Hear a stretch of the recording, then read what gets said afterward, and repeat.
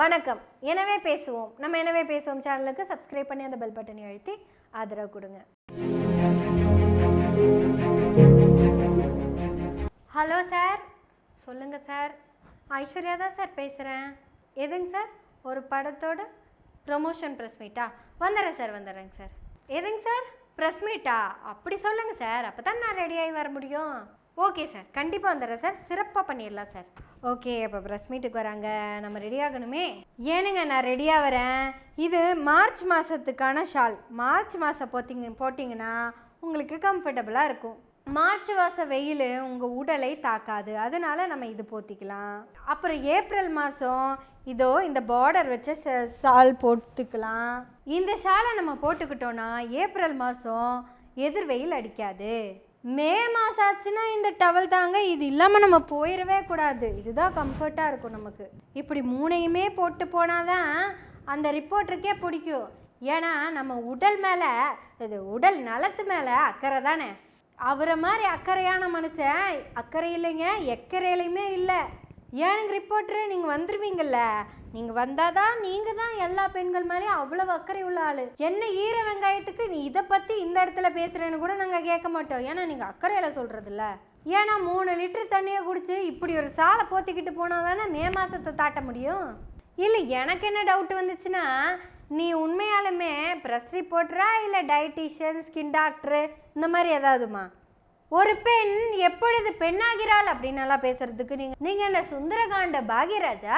அது கூட சரி, பக்கத்தில் இருக்க ரிப்போர்ட்டர்ஸ் ஆதும் ஏன் இப்படி பேசுறீங்கன்னு கேட்டிருக்கலாம். ஆனால் அவர் கேட்ட கேள்விக்கு பதில் கொடுத்த ஐஸ்வர்யாவை முந்தா நேற்று அவங்க ஏதோ கேட்டிருக்காங்க. அதுவும் எவ்வளவு நாகரிகமாக இந்த மேடையை அந்த கேள்விக்கு பதில் கொடுக்கறதுக்கு பயன்படுத்திக்கலாமான்னு கேட்டுட்டு பேசுகிறாங்க. அவ்வளவு நாகரிகமாக கேட்குறவங்க கிட்ட நீங்கள் என்ன சொல்லணும்? தப்பு தான், அந்த ரிப்போர்ட்டர் கேட்டது தப்பு தான்னு சொல்லியிருக்கணும்.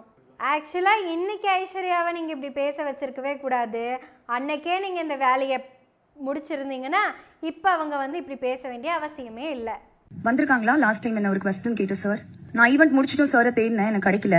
என்ன ஒரு கேள்வி கேட்டிருந்தாங்க, நான் அணிஞ்சிருந்தது சம்மருக்கான ட்ரெஸ்ஸா அப்படின்னு. நீங்க போட்டிருக்க உடை கூட வெயிலுக்கான உடைன்னு நினைக்கிறேன். நம்ம என்ன டாபிக் பேசிட்டு இருக்கோம்? நீங்க அணிந்திருக்கிற உடை வெயிலுக்கு ஏற்ற உடையா, சரியான உடையான்னு கேட்டேன். ஆமா சொல்லலாம், இல்லைன்னு சொல்லலாம். அதாவது சம்மருக்கு இது மாதிரி ஸ்லீவ்லெஸ் போட்டுட்டு காத்து வாங்கிட்டு வந்திருக்கியாமா அப்படின்றதுதான் நீங்க கேட்ட கேள்விக்கான பொருள் அப்படின்னு எனக்கு ஒரு 5 செகண்ட்ல புரிஞ்சுது. ஆனா நான் அந்த இடத்துல கோவப்படுறதா இல்ல தொகுப்பாளினியா மேடை நாகரிகம் கருதி அமைதியா பதில் சொல்றதா அப்படின்ற குழப்பத்திலேயே நான் அந்த இடத்த கடந்து போயிட்டேன். அதுக்கப்புறம் நான் வெளியே உங்களை தேடினேன், நீங்க இல்ல. வயசுக்கு குச்சில இருந்த பிள்ளையவா தூக்கிட்டு போய் கற்பழிச்சேன்னு ஒருத்தன் பேசுறான்.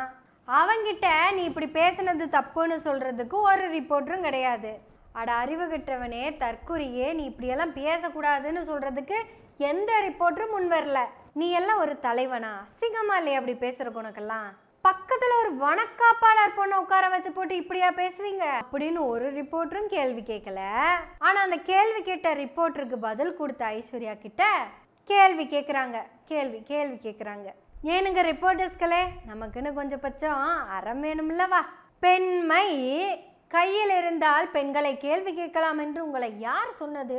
துப்பட்டா போடுங்க தோழி, அதை நாங்கள் பார்த்துக்கிறோம். என்ன ஒரு அக்கறை, என்ன வேலையோ அந்த வெங்காய வேலையை பார்க்காம பேசுகிற புள்ள. உங்கள் ஆம் தெரியுது, உங்கள் ஆம் ஃபுல்லாக தெரியுது.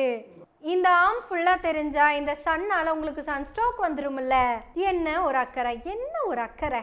சரி, இந்த அக்கறை இருக்கிறவர் யாரு என்னன்னு கேட்டா பீத்த பத்திரிகையாளராமே. நம்ம ஊரில் இந்த பீத்த பத்திரிகையாளர்களை தொல்லை தாங்க முடியாமல் போயிட்டுருக்கு. இந்த ரமேஷ்னு ஒருத்தர், அப்புறம் அவர் பேர் என்ன, பாண்டே இது ரங்கராஜன் ஒருத்தர், அப்புறம் இதே மாதிரியான சில பீத்த பத்திரிகையாளர்கள்லாம் இருக்காங்க.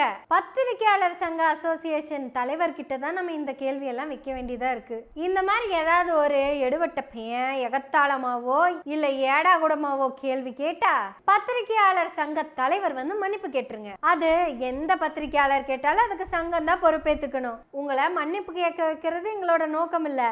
நீங்கள் மன்னிப்பு கேட்டதுக்கு அப்புறம் அவங்களுக்கு ஒரு பனிஷ்மெண்ட் கொடுப்பீங்கல்ல, அது என்னவா இருக்கும்னு நாங்கள் பார்க்கணும். ஏன்னா இந்த மாதிரியான பாடிகளை எல்லாம் பத்திரிகை தொடர் வச்சுக்க வேண்டிய அவசியமே இல்லை. இவங்கெல்லாம் மூளை செத்து போன பொணங்கள். நம்ம ஊரில் மூளை சாவு அடைஞ்சிட்டா பாடியில் இருக்க மிச்ச பார்ட்ஸ் எல்லாம் டொனேட் பண்ணுவாங்க. அந்த காட்சியெல்லாம் பார்க்கறதுக்கு நமக்கு உணர்ச்சி பூர்வமாக இருக்கும். அந்த இதயத்தெல்லாம் அந்த டப்பாவில், ஃப்ரீசர் டப்பாவில் போட்டுட்டு ஓடுவாங்க, பறப்பாங்க, அப்படியே பூ போடுவாங்க, அப்படியே வரவேற்பாங்க. இந்த இதயம் இன்னொரு உயிரை காப்பாற்ற போகுது அப்படின்னெல்லாம் பயங்கரமான உணர்ச்சி பூர்வமான விஷயமா அது இருக்கும். இந்த மாதிரி மூளைச்சாவு அடைஞ்சவங்களையெல்லாம் வச்சு என்னங்க பண்ண போறீங்க? இதுல இவருக்கு பத்திரிகையாளருங்கிற பாதுகாப்பு வேற.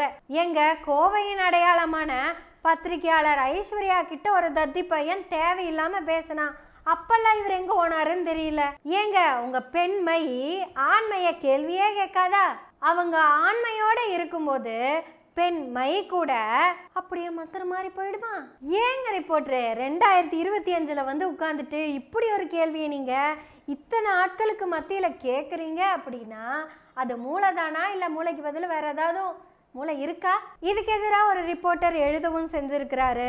இதே மாதிரி ஒரு நடிகை வந்து நிற்கும் போது, பிரபல நடிகை வந்து நிற்கும் போது இந்த மாதிரியான ஏதாவது கேள்வி கேட்டிருக்கிறோமா அப்படின்னு கேட்டிருக்காரு. எல்லாரும் நான் உங்களை சரியா உங்களுக்கு பதில் சொன்னா என்னன்னு எனக்கு தெரியல. ஆனா மக்கள் எல்லாம் உங்களுக்கு ரொம்ப அழகான பதில்களையும் கேள்விகளையும் கேட்டிருந்தாங்க. அதை விட தாண்டி சக பத்திரிகையாளர் ஒருத்தர் ஒண்ணு எழுதியிருந்தாரு அந்த விஷயத்தை பத்தி. அதை இங்க படிக்கணும் அப்படின்னு ஆசைப்படுறேன். எப்படி உடை அணிய வேண்டும் என்பதை அணியும் பெண்கள் தான் தீர்மானிக்க வேண்டும், பார்க்கும் கண்கள் தீர்மானிக்க கூடாது. அதிலும் பொறுப்பும் அனுபவமும் மிகுந்த ஒரு பத்திரிகையாளர் ஒரு பெண் தொகுப்பாளரின் உடை குறித்து இன்று சபையில் கேட்ட கேள்வி ஊடக அறத்தை கேலி கூத்தாக்கிவிட்டது. இதே கேள்வியை ஒரு பெரிய நடிகையை பார்த்து கேட்கும் திராணி நமக்கு இல்லை அல்லவா? பெண் ஏன் எளிய பெண்களிடம் தன் பெண் மை இருக்கும் தைரியத்தில் கேட்க வேண்டும்? இன்று இந்த கேள்வி சமூக ஊடகம் எங்கும் ஒலிக்கிறது. இந்த கேள்வி ஒரு பத்திரிகையாளரின் கேள்வியாக பார்க்கப்படாது, ஒட்டுமொத்த தமிழக ஊடகத்தினரின் கேள்வியாக தானே பார்க்கப்படும். நாம் எரியும் கற்களை இயற்கை நமக்கே திருப்பி அனுப்பும் அப்படின்னு ஒரு பத்திரிகையாளர் எழுதியிருந்தாரு. அவரு பத்திரிகையாளர் ஏனுங்க, 2 பேத்துக்கும் பிரஸ்ங்கிற ஐடி கார்டு ஒண்ணு. ஆனா மூளை இருக்கணும்ல, அதை பத்தி பேசிட்டு இருக்கேன். இந்த துப்பட்டா போடுங்க தோழின்னு ஒரு அழகான புக் ஒன்று இருக்கு. அந்த புக் எடுத்து படிச்சுட்டு மூளை இல்லாத மூளைக்குள்ள ஏதாவது ஒரு மூளையில போட்டாவது வையுங்க. ஏன்னா ஆளு மட்டும் வளர்ந்தா பத்தாது, பிரெயின் அறிவு வளரணும். ஆளும் வளரணும், அறிவும் வளரணும், அதுதான்டா வளர்ச்சி வளர்ச்சி வளர்ச்சி வளர்ச்சி. ஏனுங்க பத்திரிகையாளர் சங்க பிரசிடென்ட் அவர்களே, நாங்கெல்லாம் பத்திரிகையாளர்கள் கிடையாது, ஆனா பெண்கள். ஒத்த கேமரா இருக்கு, ஒரு மைக் இருக்குங்கிறதுக்காக நீ என்ன வேணா பேசலாம் அப்படின்னு எங்களை கேள்வி கேட்காதீங்க. நாங்க மக்கள் பத்திரிகையாளர்கள், மக்களுக்காக தான் பேசுவோம், பத்திரிகைக்காக எல்லாம் பேச மாட்டோம். அந்த மாதிரி மூளை இல்லாதவங்களுக்கெல்லாம் ஐடி கார்டை கொடுக்கறத விட சரி ஏமாந்து கொடுத்து போட்டீங்க பரவாயில்ல, குறைஞ்சபட்சம் கல்வியவாது கொடுங்க. இந்த ஆடை, மழை, வெயில், குளிர் இதெல்லாம் நாங்கள் பார்த்துக்குறோம். எங்களுக்கு தெரியாத என்ன வெங்காயம் உனக்கு தெரிஞ்சிட போகுதுன்னாலாம் நான் கேட்கல. என் மேலே எனக்கு இல்லாத அக்கறை என்ன பெருசாக உனக்கு இருந்துட போகுதுன்னு தான் கேட்குறேன். நீ என்ன விஷயத்துக்காக வந்தியோ அதை பற்றி மட்டும் பேசுறது தான் குறைஞ்சபட்ச அறிவு. இப்போ எங்கள் ஐஸ்வர்யாவையே எடுத்துக்கங்க. நீங்கள் இந்த கேள்வி தேவையில்லாமல் தான் கேட்டீங்க. ஆனாலும் மேடை நாகரிகத்தை கருதி அவங்க அந்த மேடையில் அதுக்கான பதில் கொடுக்கல. அது முடிச்சதுக்கப்புறம் அதுக்கு பதில் கொடுக்கறதுக்காக உன்னை தேடி இருக்காங்க. வழக்கம் போல எஸ்கேப்பு தான். ஆனா நேத்தோட மேடையில மிக நாகரிகமா அனுமதி கேட்குறாங்க.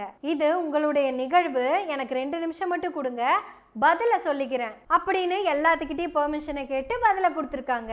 ஆனா சக பத்திரிகையாளனுக்கு சப்போர்ட் பண்ண போறேன்னு நின்ன மற்றவங்க எனக்கு இந்த நீங்க வடிவேல் படத்துல வர மாதிரியெல்லாம் பேசாதீங்க, இந்த யூனிஃபார்மை போட்டா நான் போலீஸ்காரங்கிற மாதிரியெல்லாம் பேசாதீங்க, நான் ஐடி கார்டை மாட்டிட்டேன்னா பத்திரிகையாளர் மாதிரி தான் பேசுவேன், இப்படி நல்லா கதை விட்டுட்டு இருக்காதீங்க. என் சக பத்திரிகையாளனுக்கு ஏதாவது பிரச்சனைனா முன்னாடி வந்து நின்று குரல் கொடுப்பேன், இப்படியெல்லாம் கத்திட்டு இருக்காதீங்க. அன்னைக்கு அவங்க பேசும்போது ஒருத்தர் கூட